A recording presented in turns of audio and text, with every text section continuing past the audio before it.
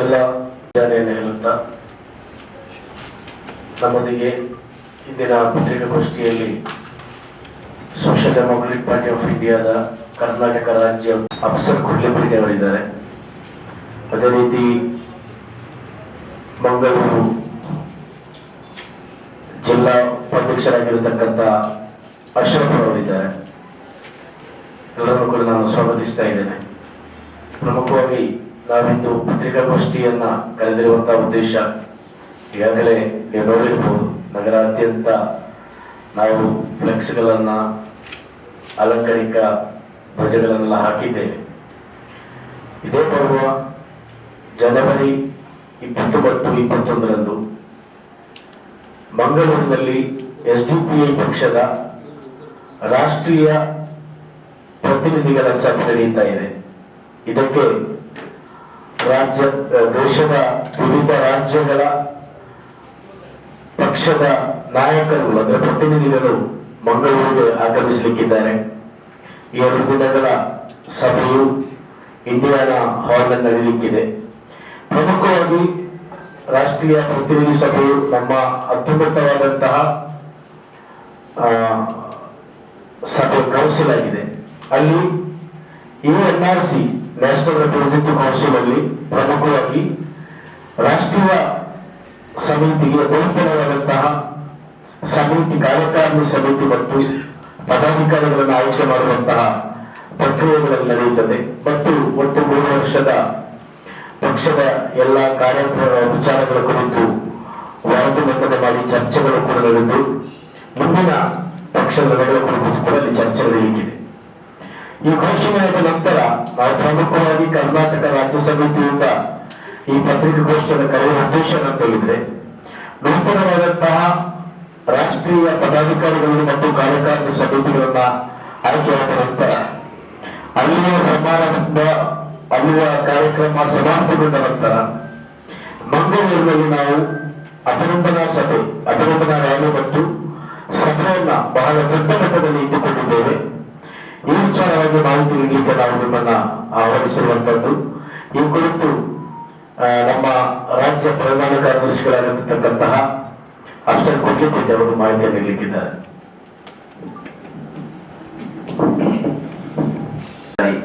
ಸಂವಿಧಾನದ 4ನೇ ಅಂಗದ ಜವಾಬ್ದಾರಿಯನ್ನು ಹೊತ್ತಿರುವಂತಹ ಎಲ್ಲ ನನ್ನ ಆತ್ಮೀಯ ಪತ್ರಕರ್ತ ಮಿತ್ರರೇ, ಕರಾವಳಿಯ ಹೆಬ್ಬಾಗಿಲು ದಕ್ಷಿಣ ಕನ್ನಡ ಜಿಲ್ಲೆಯ ಮಂಗಳೂರಿನಲ್ಲಿ ಸೋಷಿಯಲ್ ಡೆಮೊಕ್ರೆಟಿಕ್ ಪಾರ್ಟಿ ಆಫ್ ಇಂಡಿಯಾದ ಒಂದು ರಾಷ್ಟ್ರೀಯ ಪ್ರತಿನಿಧಿ ಸಭೆಗೆ ನಮಗೆ ಅವಕಾಶ ಸಿಕ್ಕಿರುವಂತದ್ದು ನಮ್ಮ ಭಾಗ್ಯ.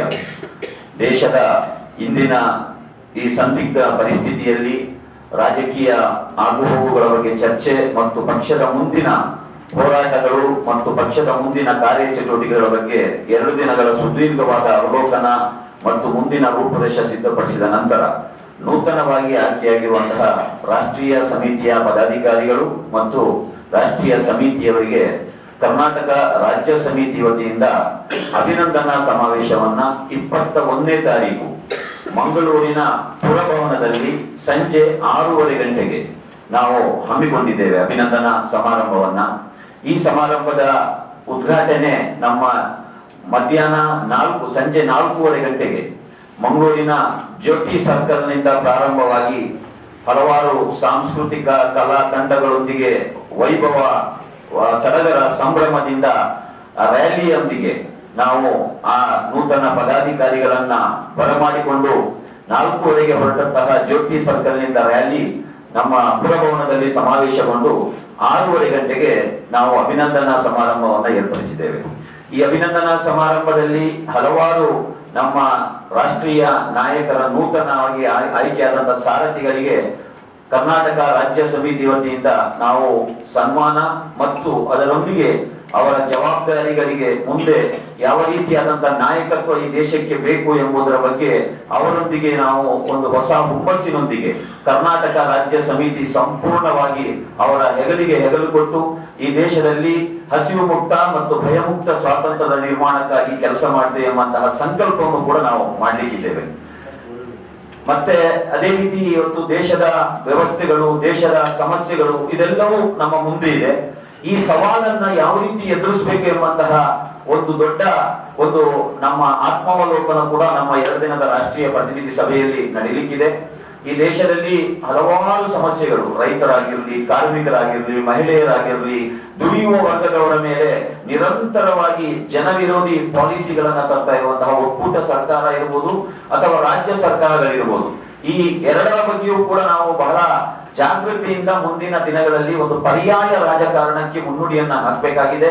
Social democratic party of India ಈಗಾಗಲೇ 17 ವರ್ಷಗಳನ್ನ ಯಶಸ್ವಿಯಾಗಿ ಪೂರೈಸುತ್ತಾ 18ನೇ ವರ್ಷಕ್ಕೆ ಕಾಲಿಡುವಂತ ಈ ಸಂದರ್ಭದಲ್ಲಿ ನಮ್ಮ ಮುಂದೆ ಹಲವಾರು ಸವಾಲುಗಳಿವೆ. ನಾವು ಪ್ರಾರಂಭ ಘಟ್ಟದಲ್ಲಿ ಪಕ್ಷವನ್ನು ಪ್ರಾರಂಭಿಸಬೇಕಾದ್ರೆ ಇಲ್ಲಿ ಇದ್ದಂತಹ ಸೋಕಾಲ್ಡ್ ಜಾತ್ಯತೀತ ಪಕ್ಷಗಳು ಎಸ್ಟಿ ಮೈನಾರಿಟಿ OBCಗಳನ್ನ ಕೇವಲ ವೋಟ್ ಬ್ಯಾಂಕ್ ಆಗಿ ಉಪಯೋಗಿಸಿಕೊಂಡು ಅವರಿಗೆ ಯಾವುದೇ ರಾಜ್ಯ ಅಧಿಕಾರವನ್ನ ಕೊಡದೆ, ರಾಜಕೀಯ ಪ್ರಾತಿನಿಧ್ಯವನ್ನ ಕೊಡದೆ, ಅವರಿಗೆ ಕೇವಲ ವೋಟ್ಗಳು ಬಂದಾಗ ಮಾತ್ರ ನೆನಪಾಗ್ತಾ ಇತ್ತು. ಆದ್ರೆ ಇವತ್ತು ಕಾಲ ಬದಲಾಗಿದೆ. ಕರ್ನಾಟಕದಲ್ಲೇ ನಾವು ಕಳೆದ 17 ವರ್ಷಗಳಲ್ಲಿ ನಮ್ಮ ಪ್ರಯಾಣವನ್ನ 0 ಇಂದ ಪ್ರಾರಂಭಿಸಿದ್ವಿ.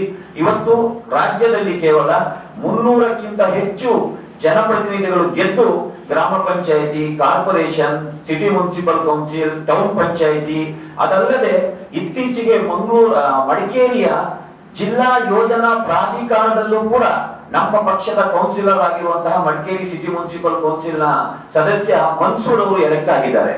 ಈ ಒಂದು ಏನು ಬೆಳವಣಿಗೆಯನ್ನು ನಮಗೆ ರಾಜ್ಯದ ಜನರು ಕೊಟ್ಟಿದ್ದಾರೆ, ನಾವು ಅದಕ್ಕೆ ಚಿರಋಣಿಯಾಗಿದ್ದೇವೆ.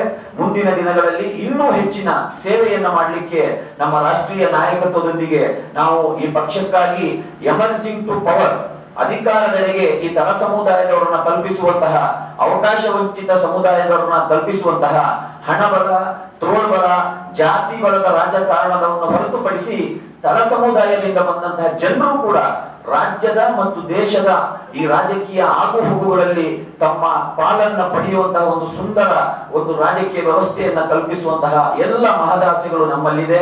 ಹಾಗಾಗಿ ವಿಶೇಷವಾಗಿ ಮಂಗಳೂರಿನ ಎಲ್ಲ ಪತ್ರಕರ್ತ ಮಿತ್ರರಲ್ಲಿ ನನ್ನ ವಿನಂತಿ, ಇಂತಹ ಒಂದು ಐತಿಹಾಸಿಕ ಒಂದು ಸಮಾವೇಶ, ಅಭಿನಂದನಾ ಸಮಾರಂಭ ಮತ್ತು ನಮ್ಮ ರಾಷ್ಟ್ರೀಯ ಪ್ರತಿನಿಧಿ ಸಭೆಗೆ ತಮ್ಮ ಪತ್ರಿಕೆಯ ಮತ್ತು ಏನು ದೃಶ್ಯವಾಹಿನಿಯ ಮಾಧ್ಯಮ ಪ್ರತಿನಿಧಿಗಳನ್ನ ಕಳಿಸುವ ಮುಖಾಂತರ ಈ ಸುದ್ದಿಯನ್ನ ರಾಜ್ಯದ ಮೂಲೆ ಮೂಲೆಗೆ ತಲುಪಿಸುವಂತಹ ಕಾರ್ಯದಲ್ಲಿ ನೀವು ಕೂಡ ನಮ್ಮೊಂದಿಗೆ ಕೈ ಜೋಡಿಸಬೇಕು ಎಂಬಂತಹ ವಿನಂತಿಯೊಂದಿಗೆ ಈ ಪತ್ರಿಕಾಗೋಷ್ಠಿಯಲ್ಲಿ ಈ ವಿಚಾರವನ್ನು ನಾನು ಮಂಡಿಸ್ತಾ ಇದ್ದೇನೆ. Thank you. ನಮ್ಮ ರಾಜ್ಯ ಉಪಾಧ್ಯಕ್ಷೆಯಾದಂತಹ ಮತ್ತು ವುಮೆನ್ ಇಂಡಿಯಾ ಮೂವ್ಮೆಂಟ್ ಪಕ್ಷದ ಮಹಿಳಾ ಘಟಕವಾಗಿರುವಂತಹ ಇದರ ರಾಷ್ಟ್ರೀಯ ಸಮಿತಿ ಸದಸ್ಯರಾದಂತಹ ಶಾಹಿದಾ ತನ್ಸೀಮ್ ಅವರು ಒಂದೆರಡು ಮಾತಾಡ್ತಾರೆ.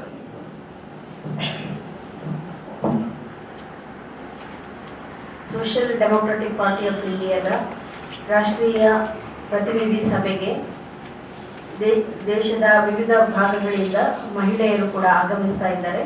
ಅವರನ್ನು ಕೂಡ SDPI ಮತ್ತು ಅದರ ಮಹಿಳಾ ಘಟಕವಾಗಿರುವ ವಿಮೆನ್ ಇಂಡಿಯಾ ಮೂವ್ಮೆಂಟ್ ಬಹಳ ಅದ್ದೂರಿಯಿಂದ ಸ್ವಾಗತವನ್ನು ಮಾಡ್ತಾ ಇದೆ.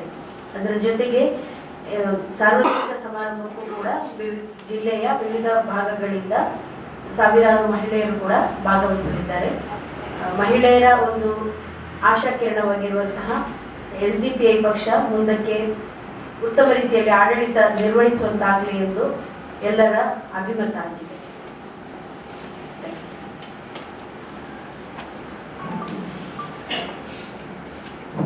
ಎಲ್ಲರೂ ಕೂಡ ನಮ್ಮ ಕಾರ್ಯಕ್ರಮದ ರ್ಯಾಲಿ ಮತ್ತು ಅಭಿನಂದನಾ ಸಮಾವೇಶದಲ್ಲಿ ಬಂದು ಕಾರ್ಯಕ್ರಮದ ಸಂಪೂರ್ಣ ವರದಿಯನ್ನು ಜನತೆಗೆ ಮುಟ್ಟಿಸಲಿಕ್ಕೆ ನಮ್ಮೊಂದಿಗೆ ಸಹಕರಿಸಬೇಕಂತ ಹೇಳಿ ವಿನಂತಿಸುತ್ತಾ ಎಲ್ಲ ಮಾಧ್ಯಮ